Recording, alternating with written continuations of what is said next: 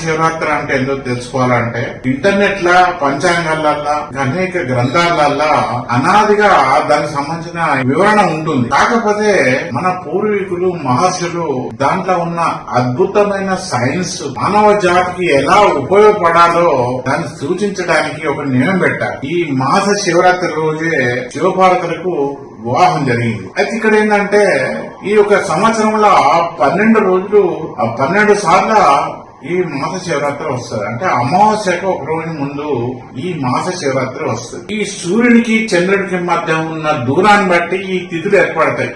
సూర్య చంద్రుల మధ్యన 12 డిగ్రీలు ఉంటే అది అమావాస్య, 180 డిగ్రీల దూరాన్ని ఉండేది ఉంటే అది పౌర్ణమి. ఈ మాస శివరాత్రికి ఇంత ప్రాధాన్యత.